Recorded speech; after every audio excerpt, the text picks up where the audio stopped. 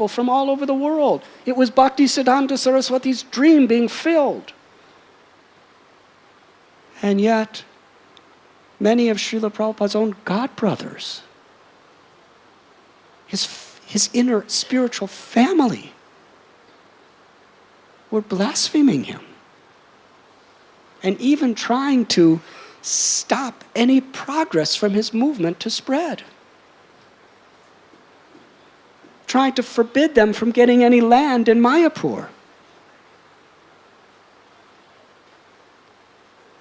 Many of his godbrothers, no doubt, were wonderful well-wishers. But some of his greatest opposition were his own people. Was that his bad karma? No.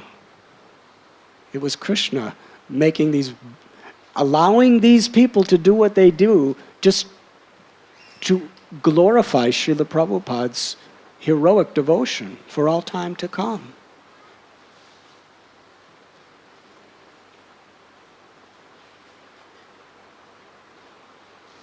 We have here Bhavananda Prabhu.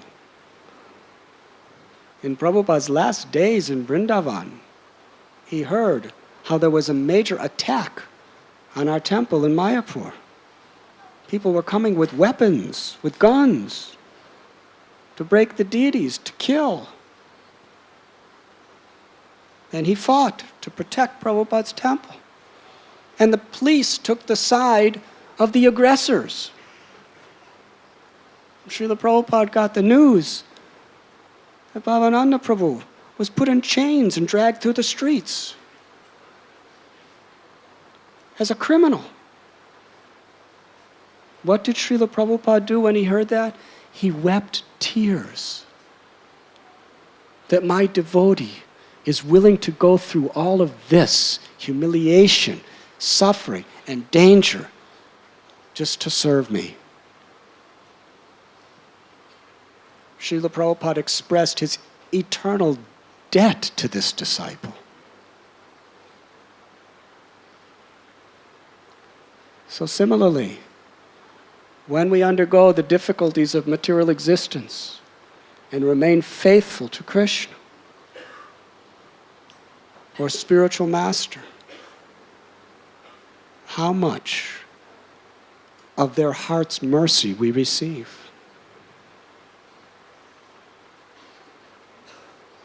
Yes, there are envious people in this world. History shows it.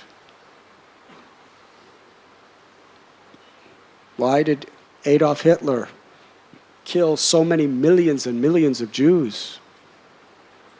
Nothing except envy. That's all. You're envious of somebody, you're threatened by somebody, you promote all kinds of propaganda. As they say, give a dog a bad name and hang it. Then you turn the world against them and you destroy them. Envy.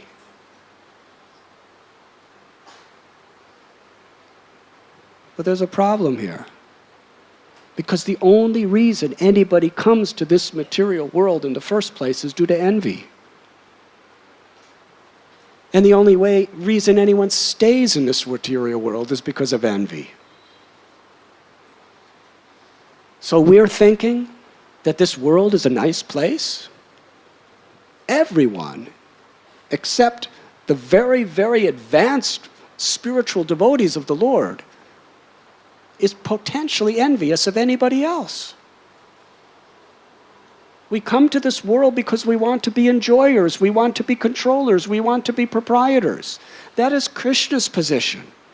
We come to this world because we're envious of God. And every living being is part and parcel of God. Therefore, we are potentially envious of anybody or everybody.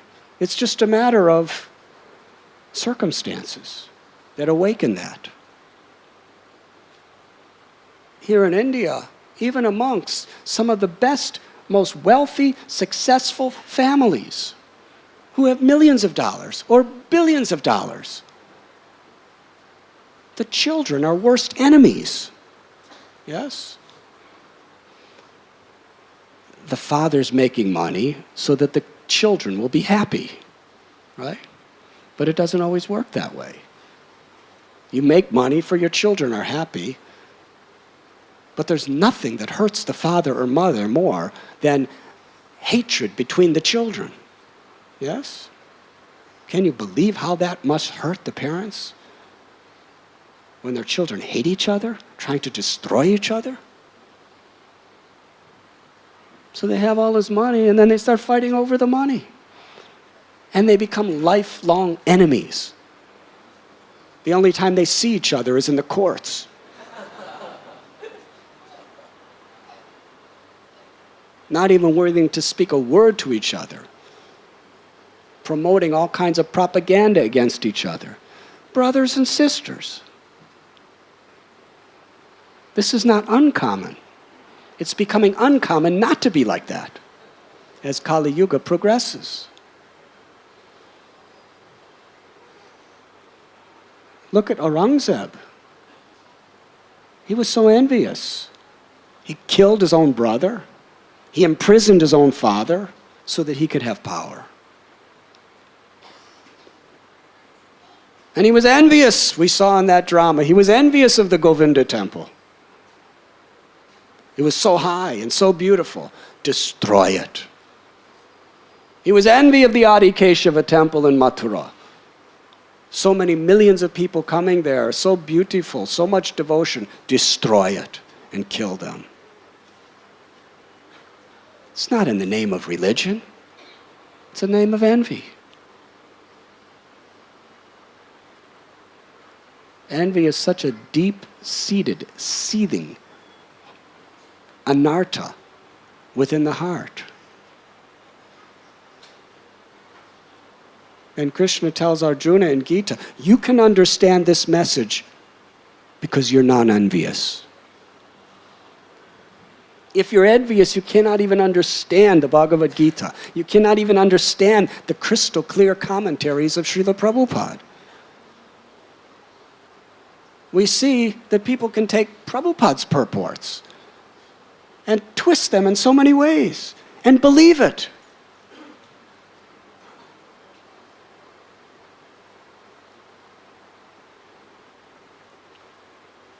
To be in a place where everyone is envious to different degrees,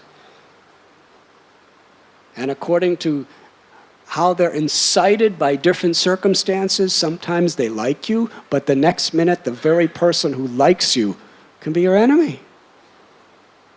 Husbands and wives, best friends. Not only do they sometimes break up, they sometimes kill each other. Take each other to courts, try to destroy each other. I was told the other day, one very, very, very famous person marries a young lady. They're in love for a while. But now, all over the newspapers, this lady is just saying the most horrible things about the person. He's never gotten such blasphemy and such horrible, horrible press in his life. And it's all coming from his beloved. Haribo.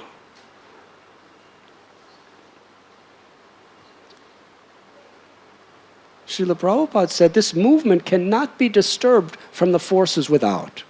It can only be disturbed from the forces within. Which means what? Either not following the regulative principles or envy amongst each other. Fratricidal wars.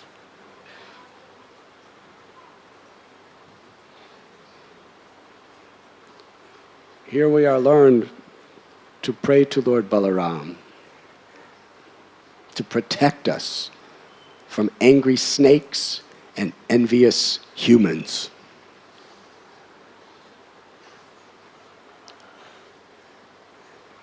And that presentation in the zoo is very, very instructive. Because we always want to say he's envious, she's envious, they're envious, and everybody else is envious. Therefore, they're causing all problems. But when you look through the bars, you see a mirror. You don't see everybody else. You only see one person. Me. Everybody else must be wrong. Everybody else must be an illusion. Everybody else must be envious. But the solution? Cure the envy within yourself. As they say, when you point one finger toward another, there are three pointing toward you.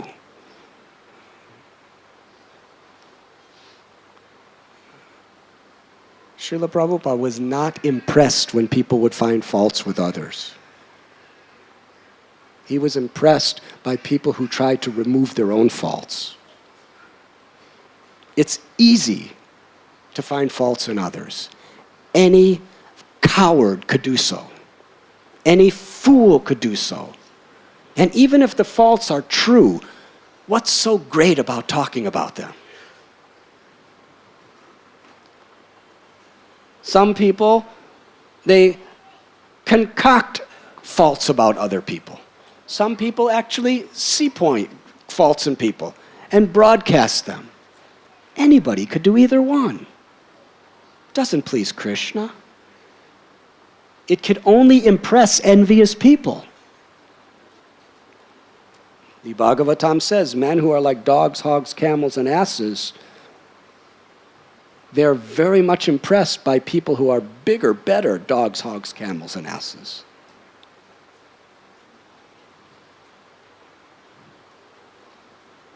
But what is the solution? How to clean up the envy within my own heart? How to resolve the problem of lust and anger and pride and greed that is within me?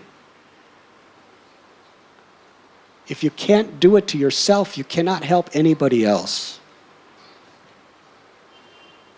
And this fault-finding propensity is just Maya's very vicious weapon to just keep diverting your attention away from what you have to do in this human life to become Krishna conscious. You have to clean up your own heart. You have to clean up your own life. Finding faults in others is simply nothing but a major distraction. We could learn from the faults of others. But our purpose, physician, heal thyself. Therefore, we have Srila Prabhupada's books which are teaching us these principles at every moment. Bhakti Siddhanta Saraswati Thakur said, the reason I find faults in other people is because I am honeycombed with hundreds and thousands of faults myself. Because factually, the world is a mirror of your own consciousness. And that mirror is behind the bars of material existence. Therefore, we need protection. Menaho Narayan Kavacha, with all the various great divine personalities that are being invoked to protect us from all the different types of difficulties in this world, they are all present within the Hare Krishna Mahamantra. Sri Chaitanya Mahaprabhu said that the Hare Krishna Mahamantra is the greatest of all mantras. The day he was leaving Navadvip for Katwa to take sannyas, actually the day before, his best devotees were all coming to meet him, giving him gifts, giving him garlands. Every time a devotee gave him a garland, he would take off the garland and put it on that devotee. Then somebody else would give him a garland. He would take off their garland and give it back to them by putting it on their neck. This was going on all afternoon. Just loving exchanges. People were bringing different preparations for him. And then Lord Chaitanya gave a message for everybody. Always chant the name of Krishna.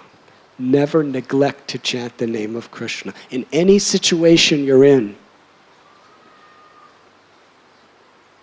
Whether you're in difficulty or whether you're in prosperity.